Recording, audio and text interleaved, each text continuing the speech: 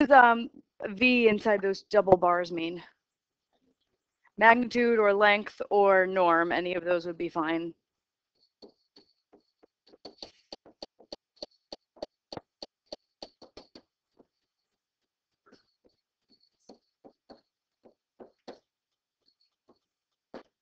Okay. If U dot V is what, then U and V are orthogonal. 0. Good. Okay, and take the dot product of 1, 1, 1 and 2, 3, 4. Yes. It is 1 times 2 plus 1 times 3 plus 1 times 4. You just multiply the like entries and you add them all up. So that is 9.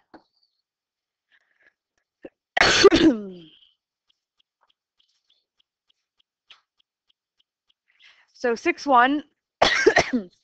Today we're going to introduce the concepts of distance and orthogonality in a vector space. We're going to use these concepts in the rest of chapter 6 in order to find the closest possible solution to an inconsistent system of equations.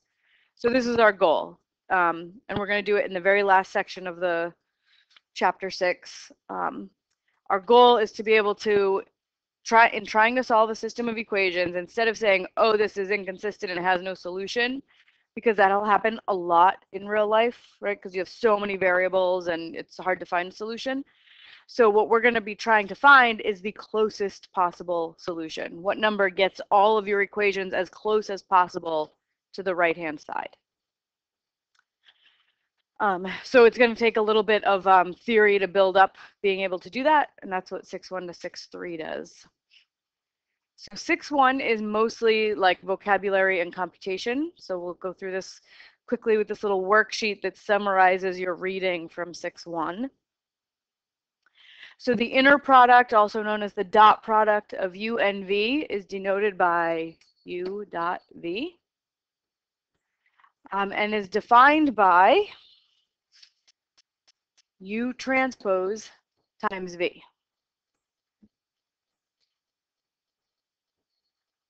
Which most of us, when we actually calculate this, we don't actually write out U transpose, which would take U as a vector and make it a horizontal.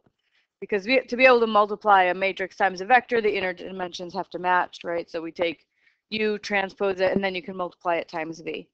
But in practice, typically what we do, like for these two, is just match up corresponding entries, multiply them together, and add it all up. So the inner product of these two vectors would be 1 times 3 plus -2 times 4 plus 5 times -1, which would be 3 minus 8 is -5, minus 5 is -10. So the inner product or the dot product is a scalar. So the inner product has several properties, just like any operation will have several properties that it follows. U dot V equals V dot U. So it is commutative. U dot W plus V dot W, you can factor, right? So there's a W in both of these. You just have to keep the W on the right. The W is on the right in both of them. So this becomes U plus V dot W.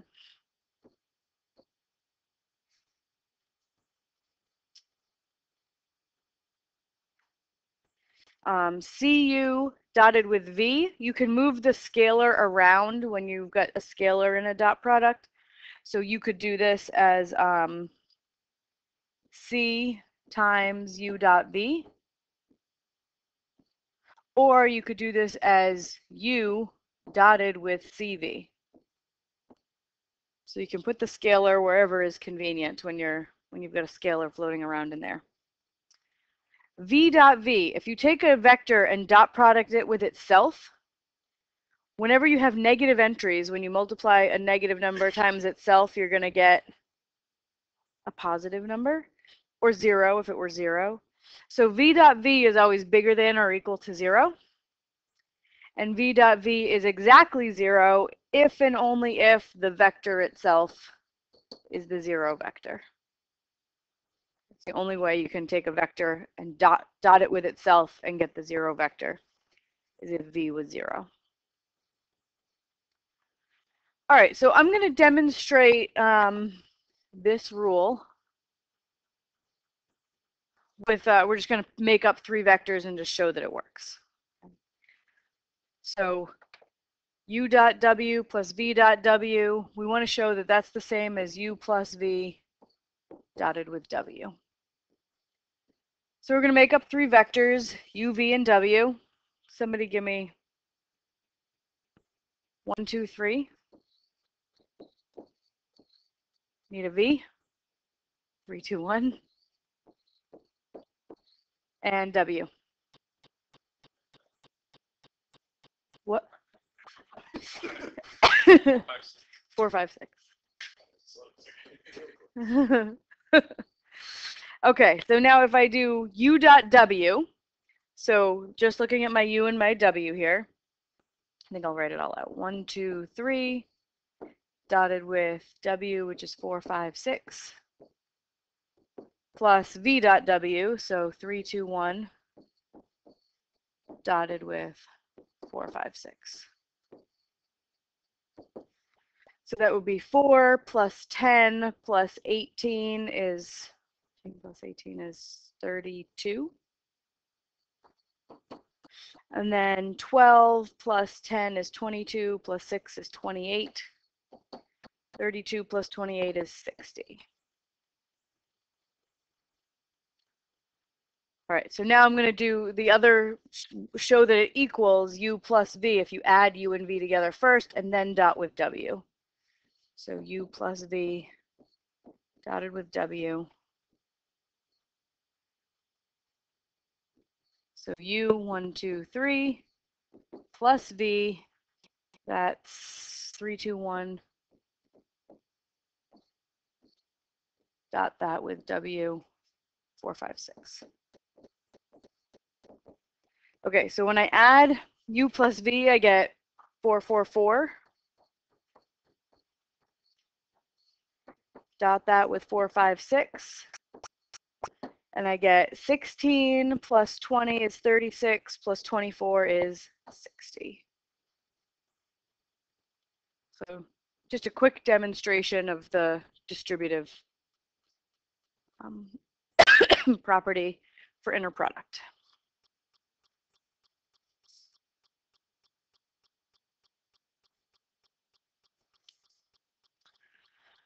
All right, the length of a vector v, also known as the norm or the magnitude,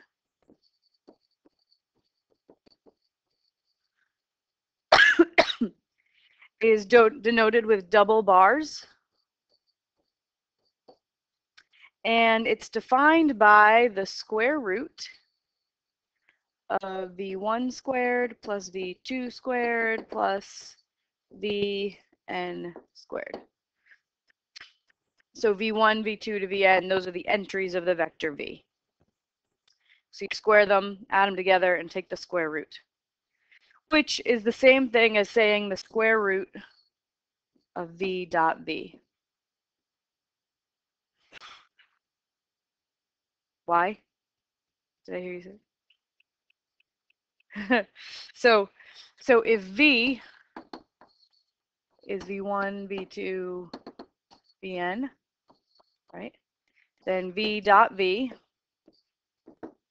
is v1 squared plus v2 squared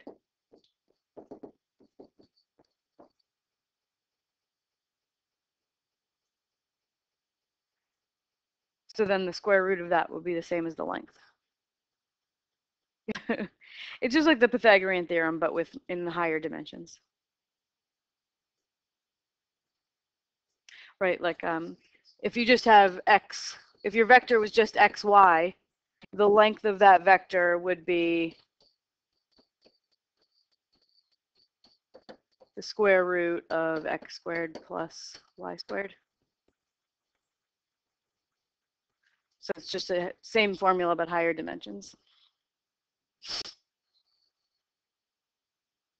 All right, so for example, the length of the vector 3, 4, -1, that would be the square root of 9 plus 16 plus 1, which is square root 26.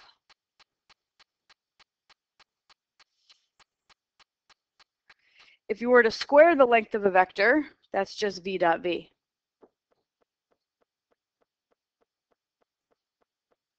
Right, because the length is the square root of v dot v. You square it, it's just v dot v.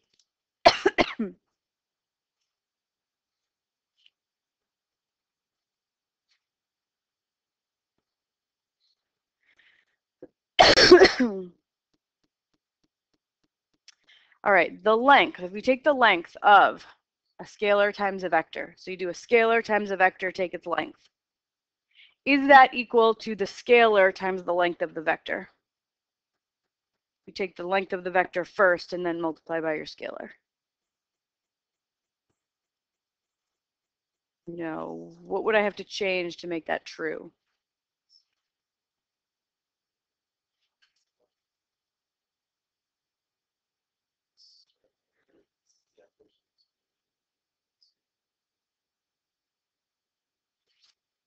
So if I write in symbols what this says, right? This says if you do this a scalar times the vector and take its length, that is equal to the scalar times the length of the vector.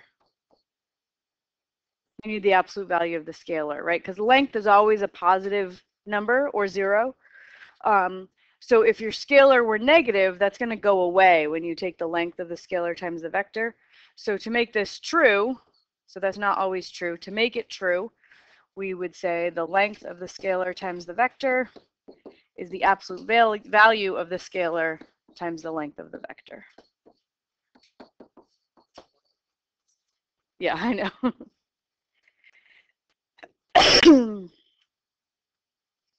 What's the definition of a unit vector?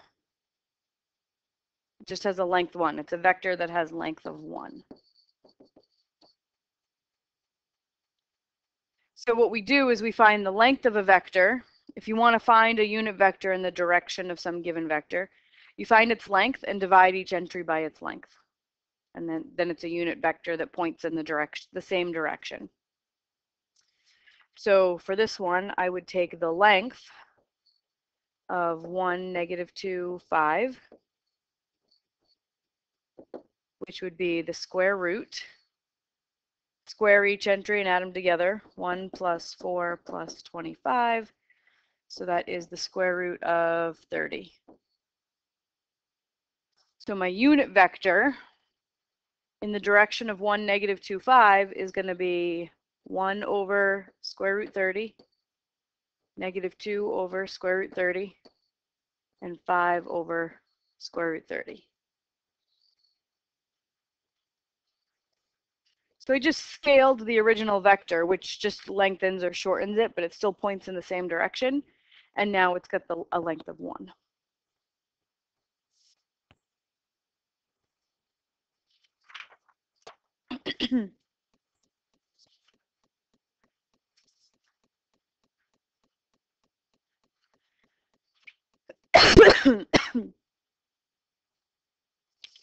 All right, if you want to find the distance between two vectors,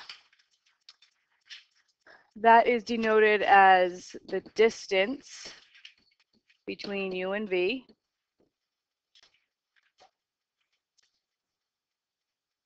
And we define it by taking the length of u minus v. Subtract the two vectors and take the length.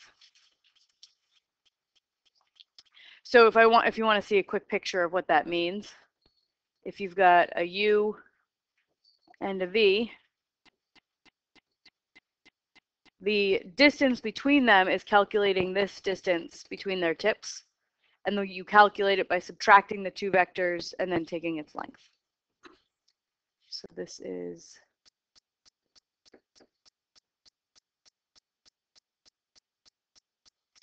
so for example, if I want to find the distance between 1, -2, 5 and 3, 4, -1, I subtract them and take the length.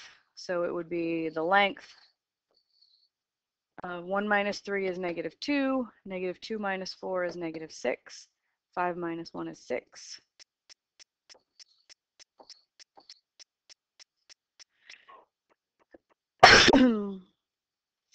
Am I okay? All right, so this is the square root of 4 plus 36 plus 36. So that's the square root of 76.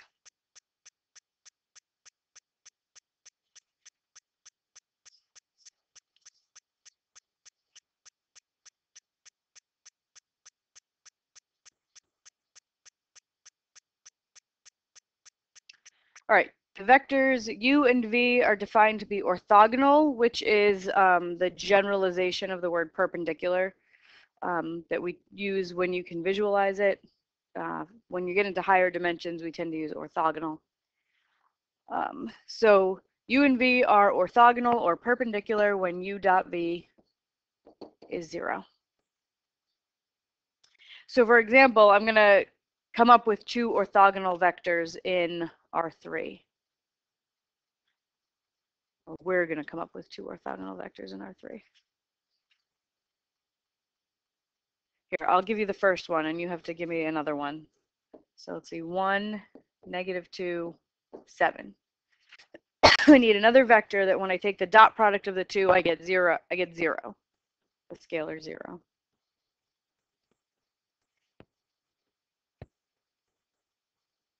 Zero, zero, zero, sure. Yeah, 0 is orthogonal to every other vector. Yep. How about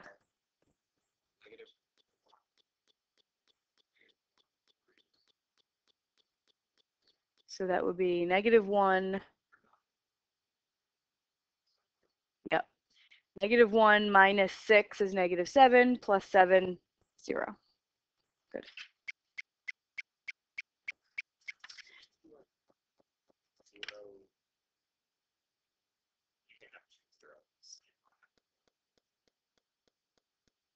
Zero, 0, right. Yeah.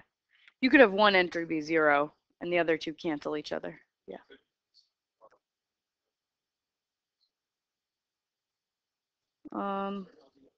I did two. I have 2, 1, 0 or 2, 1, 0. 2 times 1, 1 times -2. Those cancel and then 0.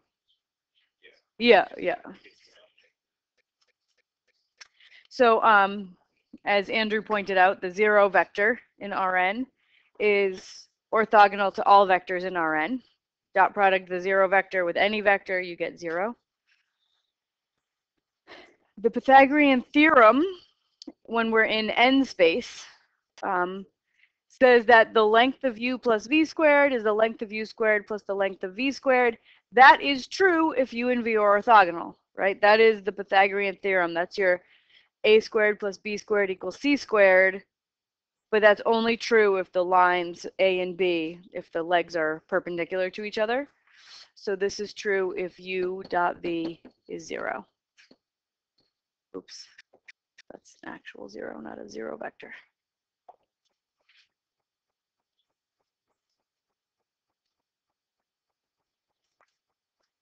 All right, if W is a subspace of Rn, so W lives in Rn and obeys all the rules of a vector space.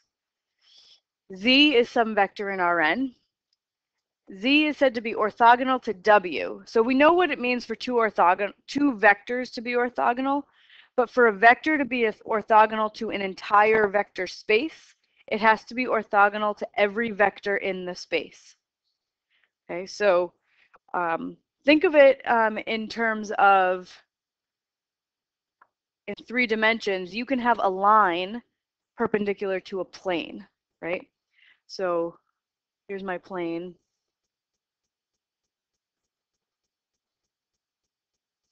It can be perpendicular to the entire plane if it's perpendicular to every line in the plane. So that's what this says, that Z is perpendicular to an entire space W if Z dot W equals 0, and that's a little w, for every W in the space big W. That upside down A looking thing means for all or for every.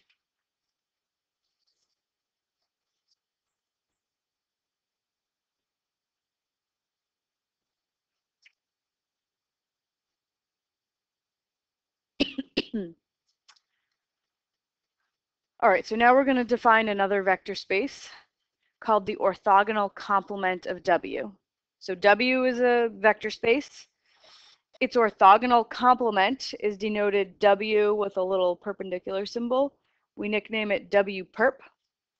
It's defined to be the set of all vectors Z that are orthogonal to W. So if this plane that I drew up here is W, this is my space W. Here's one vector that's perpendicular to it. There are lots of them, right? Here's another vector that's perpendicular to my plane. We'll call that Z1, Z2. So there are lots of vectors that are perpendicular to W. If I take them all together and make a set, that is called W perp. Set of all things that are perpendicular to W. So in set builder notation, we would say W perp is the set of all Z's in Rn such that Z dot W is 0 for all little w's in W. Or same thing here, I just wrote, instead of using my symbol for all, I wrote for all.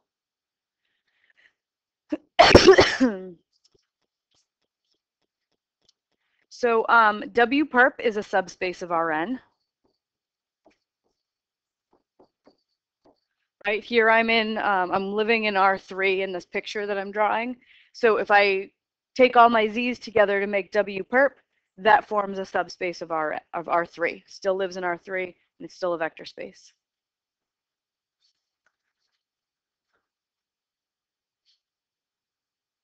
All right, 14 is not super obvious. If you want to take the orthogonal complement of the row space, that is actually the null space of A. And the orthogonal complement of the column space is the null space of A transpose. So those, I don't think they're super obvious. I think you should read the text if you're interested in why. We're not going to use that a lot, but it's just a fun fact. All right, if theta is the angle between two vectors u and v, then u dot v is, so we know if that angle theta is 90, then u dot v is 0 because they're orthogonal.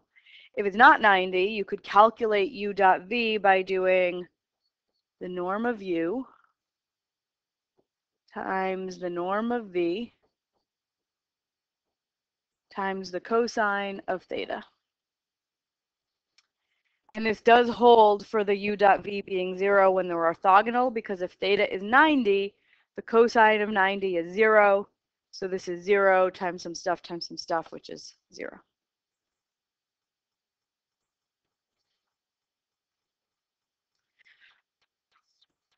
All right, so for this last one, we want to give the flavor or the type of thing that each of these is, right? So the inner product, when you take the inner product or the dot product of two vectors, what do you get?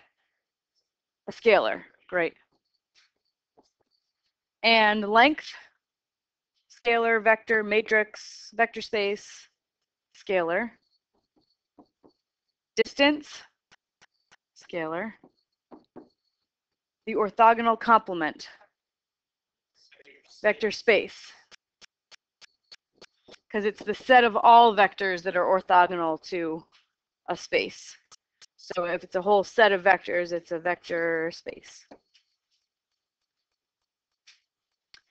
All right, so that's it for the lecture, just sort of going over the vocab and the computations from the reading, do a little practice, and then 11:30 or so we'll do the lecture for 6-2.